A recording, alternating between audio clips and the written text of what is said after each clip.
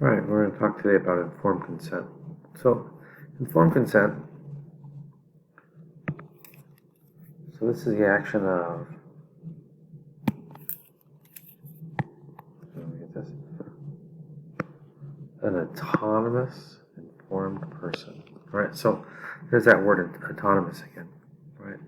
So, conditions of informed consent here. So, patient is competent to decide, right? So, competent means able to make decisions. The patient must have adequate disclosure of information, right? The patient has to understand the information, right? Patient decides on the treatment voluntarily, and then the patient ultimately has to consent to the treatment. So there's a bunch of things here. So the patient is competent. So competent is able to make decisions.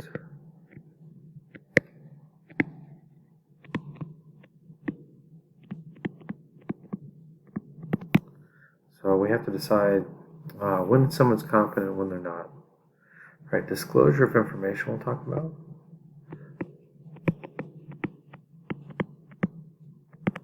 And it's not just some information, it's all information. Right? Patient understands information.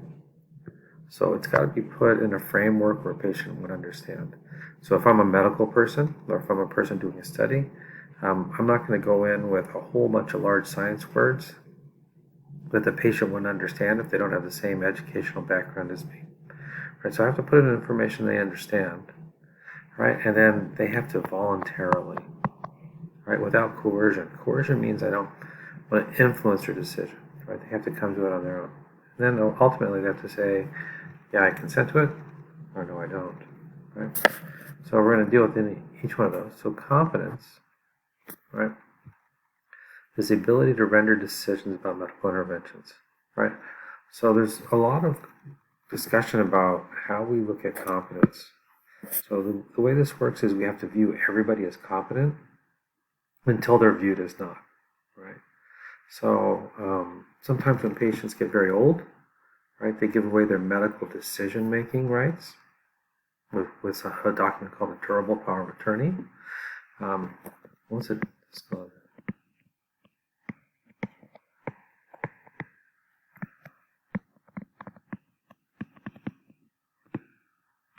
So this is a document that gives away the autonomous decision-making rights to a surrogate, right? Surrogate is usually somebody in the family who's going to make the decision for them. But if this doesn't exist, we view the patient as competent at that point until the courts decide they're not, right? So factors that may render a person incompetent: patient doesn't understand the information that's presented. If I have a Spanish-speaking patient and I go in and do my best broken Spanish, my Spanish is not good, right? Then I render the patient incompetent because they can understand the information the way I'm giving it, right? The patient is not given the opportunity for other choices, right? So I can render a patient incompetent by not discussing other choices. So if I say, we would like to enter this study, right? The study, we're looking at medications that could cure your arthritis, or at least make your arthritis so it doesn't bother you every day. It'll involve injections once a day for a 3-month period. We'll be taking blood samples. So if I only give them that information, but I don't say, well, if you don't do this, there are other therapeutics involved. Here's their success rates. Here's their non-success rates. So if I don't give them all the information with other choices, then I render them incompetent. And then the patient isn't not competent if they fall under one of these other conditions, right? Mental retardation, dementia, which means I'm having delusions.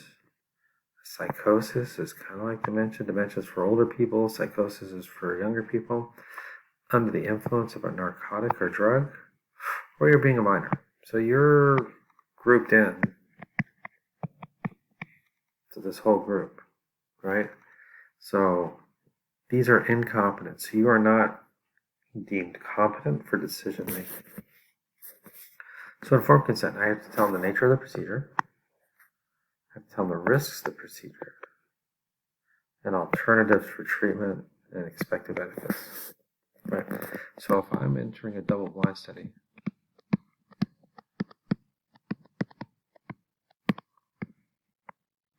I gotta tell them all this for Group A, and I've gotta tell them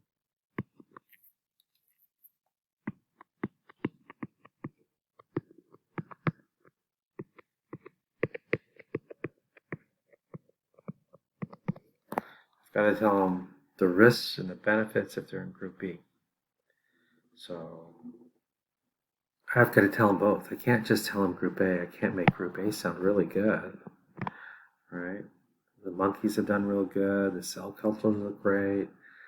This could decrease your dependence on medication in the long run, right? But I got to tell them about Group B, placebo. What if you get a placebo, right?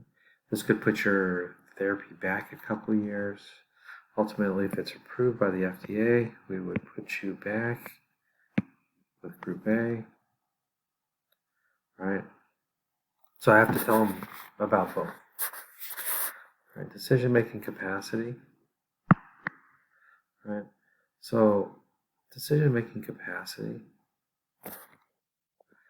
In the hospital, decision-making capacity, there's a gray area, right? So the physician or the care worker needs to assess the decision-making capacity, right? Here's the big one right here. All right, so here's the big one right here. It relates to specific medical decisions on hand, right? So if I have a 40-year-old, right, comes to the hospital, having a heart attack, right?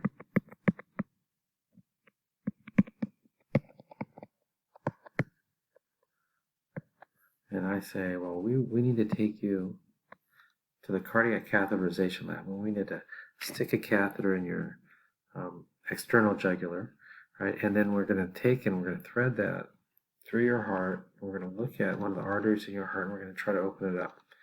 The benefit is if we open up that heart, we can restore blood flow, and your heart doesn't die, right? So that's the benefit, right? The risks are, while we're doing that, you could have a worse heart attack, and you could probably die, right? So, but that doesn't happen that often, right? For someone your age, majority of the people do well, right? And the patient says, I've lived a good life, no thanks.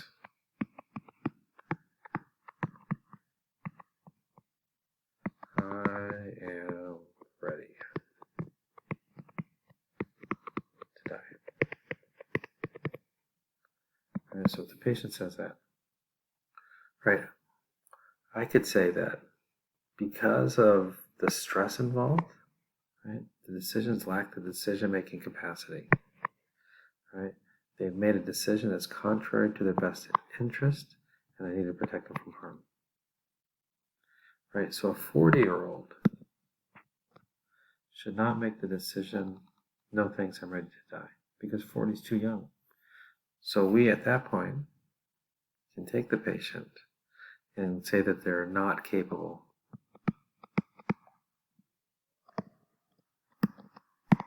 We could say at that point, they're incompetent to make that decision. Right? So we can override informed decision making when the patient is not in their best it's not in their best interest. So a waiver is the voluntary right to give up consent. So that's usually happened with elderly people, durable power of attorney. You, for the fact that you're a minor, right, have involuntarily given a waiver to your parental guardians or your parents. Therapeutic privilege, here's a big one. The withholding of relevant information from a patient when the physician believes it would likely do him harm. So I have a 13-year-old, right, who has a genetic panel,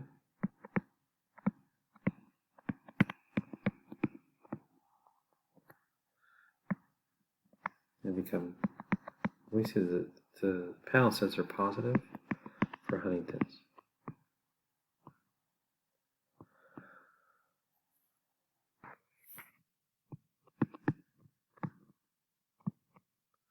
So this, remember, is an intreatable disease, or non-treatable.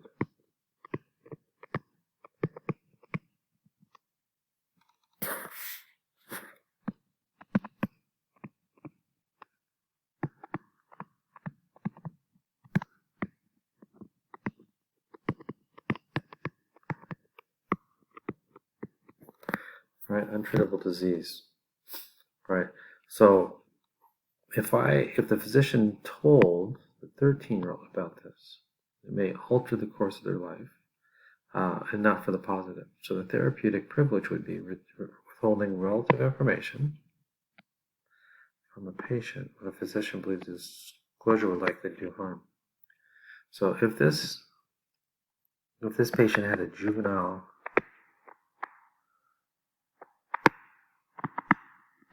form of cancer, they may not consent to treatment, knowing that I might die in my 30s anyway, or I'm going to die in my 30s anyway. All right, so the patient might withhold this information from the family and the patient, stating therapeutic privilege, because if I told the parents this, they may choose not to treat their child either. Right? So the important thing is, go to your bioethics book, read on page 202, the significant court rulings on informed consent, and see if anything talks about therapeutic privilege.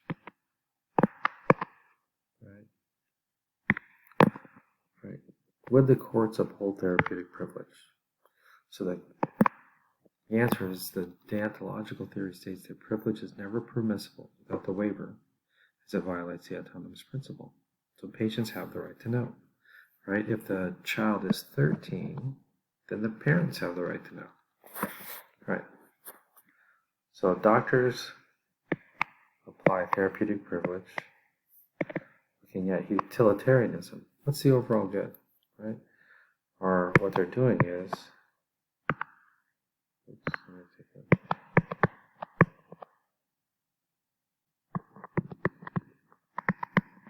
they're taking a teleological view, right? We're going to look at the overall benefit before we judge the choice. Right? Right? So these two things are at odds with each other. Okay. So that's it today. It's not very long. I'll talk to you soon.